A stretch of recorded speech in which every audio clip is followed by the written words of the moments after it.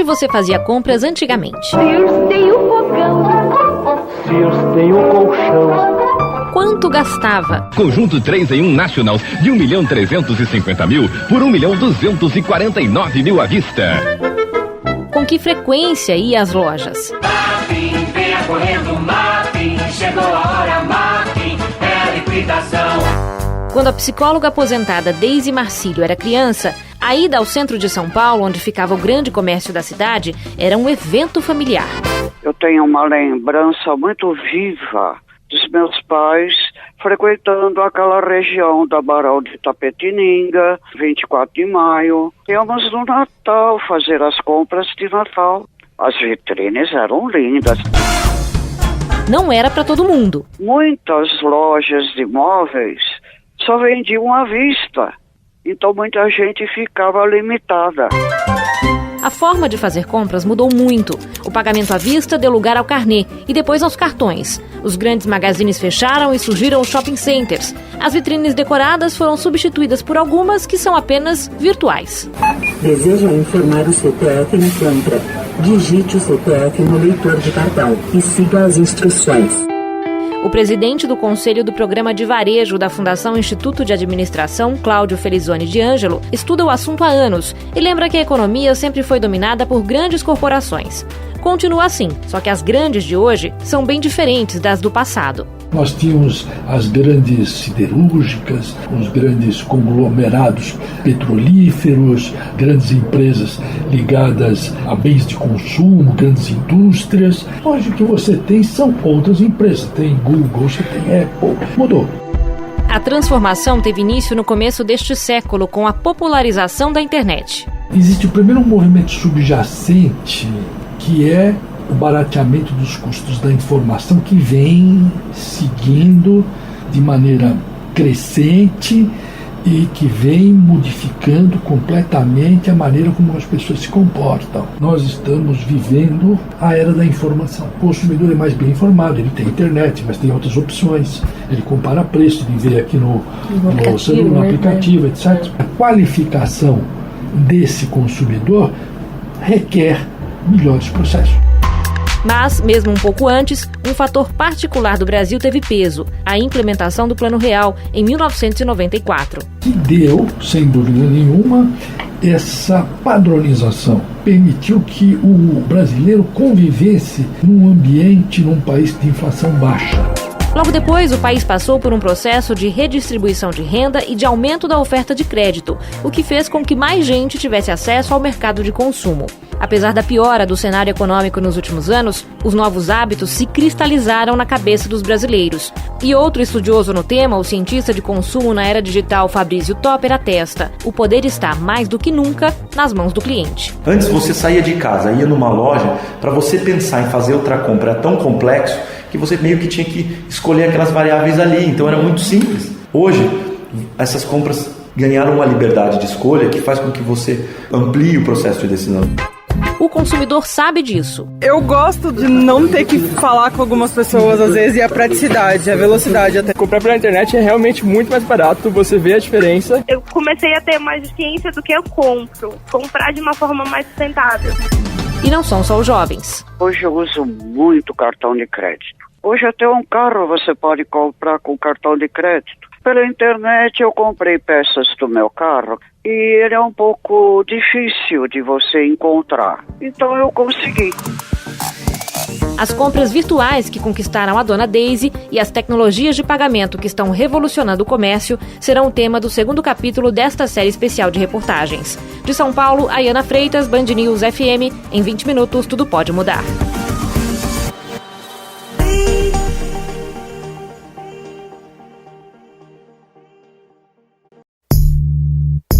Por muito tempo, quando se falava em uso de tecnologia de atendimento ao cliente, o que vinha na nossa cabeça era mais ou menos isso. Ou isso.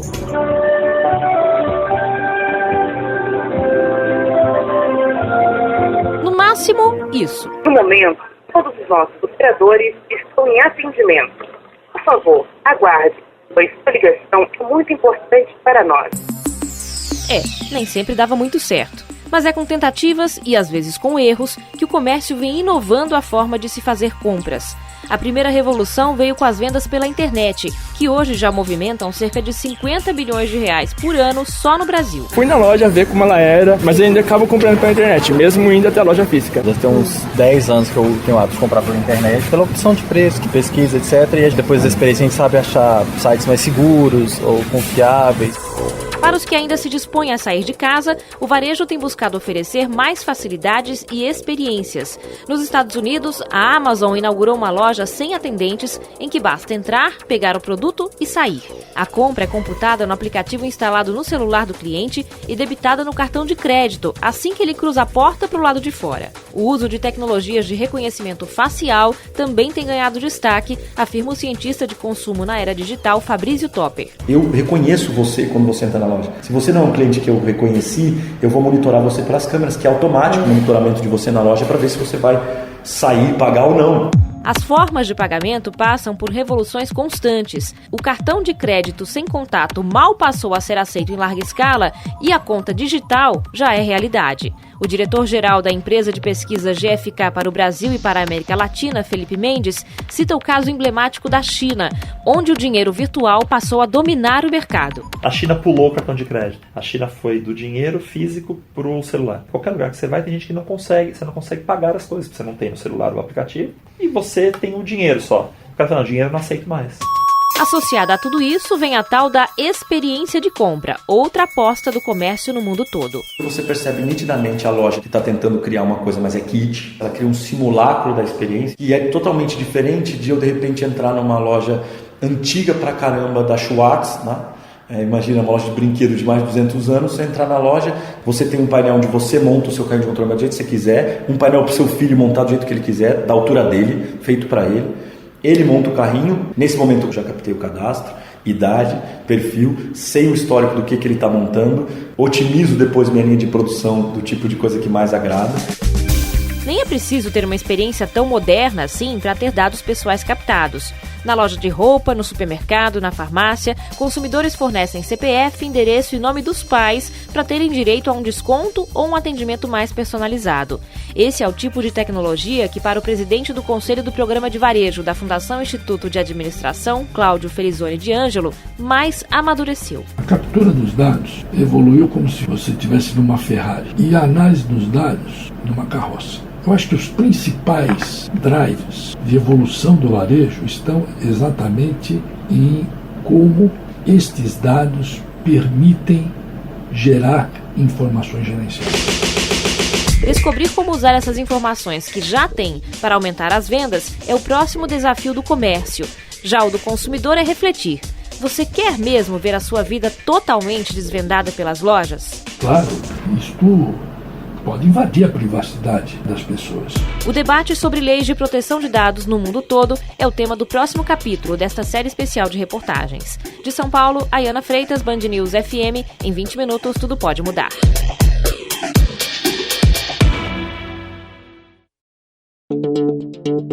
Nome completo, CPF e endereço formam o tripé básico de qualquer cadastro de loja. Mas, em alguns casos, os dados pedidos pelos comerciantes são um pouco mais específicos. A coisa mais estranha que já me pediram em uma loja foi o RG para fazer uma compra no cartão de débito. Ela perguntou quanto que eu ganhava. Nós vamos fazer só o cadastro da loja. Eu falei, mas precisa saber o meu salário? O senhor tem irmãos? Tem. Você pode dizer o nome deles e o sexo? Eu disse, pra quê? Moço, qual time que o senhor torce? Quem precisa de tanta informação? Empresas que, para vender mais, perceberam que basta saber o máximo possível sobre a sua vida.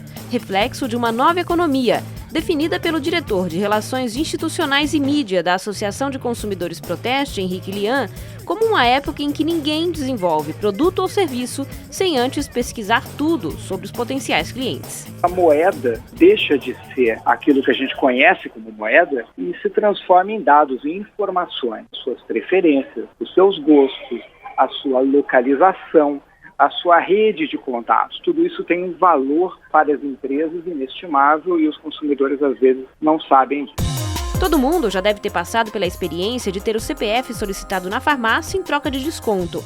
A prática é tão comum que a maioria dos consumidores nem se questiona. É só para isso que a rede quer mesmo os meus dados? Esse cadastro contém informações essenciais para o laboratório, como, por exemplo, as suas outras doenças, o seu CEP, saber que tipo de habitação você tem. Existem dezenas de ações na Justiça brasileira questionando esses pedidos. Mas a verdade, diz a pesquisadora em direitos digitais do Instituto Brasileiro de Defesa do Consumidor, Bárbara Simão, é uma só.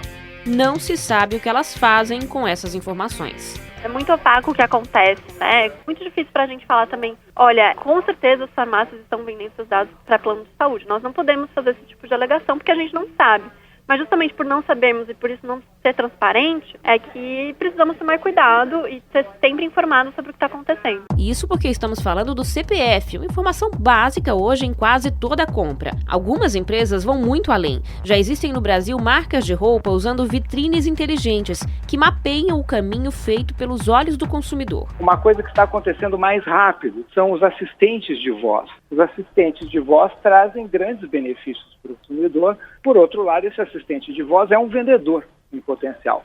É alguém que está ouvindo aquele consumidor, está captando informações e pode oferecer a ele informações mapeadas, ou seja, aquelas que interessam àquela empresa fornecer, porque são seus parceiros comerciais, omitindo outras informações. Se a tecnologia de captação de dados avança muito rapidamente, o mesmo não se pode dizer da legislação. Apesar de o Brasil ter uma lei de defesa do consumidor que está entre as mais avançadas do mundo, ela tem 30 anos, ou seja, foi criada quando a internet praticamente nem existia. Para o cientista de consumo digital Fabrício Topper, a nova Lei Geral de Proteção de Dados, que entra em vigor em 2020, preenche lacunas importantes. Os dois pilares centrais são: eu preciso te pedir para pegar qualquer dado seu. Então você precisa estar ciente, formalmente, e assinar que recebeu. 2, eu preciso te dar liberdade de gerenciar esses dados. Então, qual dado você não quer que fique comigo, quanto tempo você quer que fique comigo, eu preciso te facilitar a desabilitação desses dados. Eu preciso te dar autosserviço para que você cancele qualquer coisa de forma facilitada. Com autonomia para decidir como e quando os dados serão usados, os consumidores passam a ter cada vez mais poder. E eles já vêm mostrando do que são capazes quando têm a decisão nas mãos, como provam a adesão ao compartilhamento de serviço e aos produtos ecologicamente corretos. Temas do próximo capítulo desta série. De São Paulo, Ayana Freitas, Band News FM. Em 20 minutos, tudo pode mudar. Antigamente era assim. Hoje, muita gente usa outra tática. Pedir um carro por meio do celular virou rotina nas grandes cidades. Muitos consumidores já se renderam também ao aluguel de casa de praia por aplicativo. Esses serviços fazem parte da chamada economia compartilhada, que até 2025, segundo estimativa da consultoria PwC, deve movimentar 335 bilhões de dólares no mundo todo. O comércio não quer ficar de fora, como tem percebido o cientista do consumo na era digital Fabrício Topper, no trabalho que faz com grandes redes. Quando a gente vai apresentar coisas para o varejo, eles começam a nos perguntar se a gente está medindo aluguel de coisas. As possibilidades são imensas. Batedeira, furadeira, né? Já tem mercados grandes nisso. Então eu vou chegar numa loja, vou ver várias furadeiras, talvez um centro de experimentação, né? Mas talvez eu fale, eu quero alugar essa aqui. São bem vistas pelos consumidores, como a família da engenheira Marina Maia, formada por ela, o marido Henrique e os filhos Theo, de 6 anos, e Ana, de 3. A gente analisa bem antes de comprar alguma coisa, se a gente realmente vai precisar, se a gente realmente vai usar, a gente procura, de repente, usado antes, dependendo do que é, né? Brechó, tem também aplicativos que vendem coisas usadas, ou você pode trocar também. Na escola deles eu fiz um grupo de mães e a gente fez troca de uniformes, porque o uniforme é uma coisa que é caro. Outro assunto tratado em família é a sustentabilidade. Eu tento fazer assim, contar uma historinha, né, ser assim o mais lúdico possível. Agora ficou muito famosa a questão dos canudos, né, e tal. E aí da tartaruga, que mata a tartaruga. Aí eu comecei a explicar que os bichinhos do mar, eles podem comer o lixo. A proibição do uso do canudo de plástico em algumas cidades é só o símbolo mais recente do consumo consciente em todo o mundo. A Marina mesmo passou a adotar uma prática que era muito mais comum no passado. Tudo que dá, ela compra a granel, para evitar ter muita embalagem em casa. Geralmente eu levo essas embalagens de sorvete, assim, antigas. E eu também uso, tipo, embalagem reutilizada também. Outra vantagem também do a granel é que você compra só a quantidade que você usa, né? Na casa da arquiteta Camila Baizigel, tem material que quase não entra faz tempo. E ela até compra briga por isso. Eu vou na padaria, dá vontade de pegar as pessoas e falar assim, você precisa dessa sacola? Vai fazer alguma diferença na sua vida? É uma esquina, ande com isso na mão. Eu tenho vários problemas, eu já comecei a tentar me controlar para não brigar com as pessoas no meio da rua. Não quer dizer que a Camila vá menos às compras, mas ela escolhe melhor. Eu não compro mais nada sintético, couro sintético eu não compro. Eu só compro couro. Eu compro mais caro? Compro, mas eu sei que é uma coisa que vai durar mais. A reflexão não é feita mais só sobre o momento da compra, mas também sobre o depois. Quando você começa a pensar em qual é o destino final das coisas que você compra, você começa a pensar, mudar o seu pensamento. Começa a pensar assim, vou comprar isso, mas quando a vida útil dela acabar, como é que eu vou dispor? Como é que eu vou jogar isso fora sem agredir o meio ambiente, sem parar num lixão, num aterro?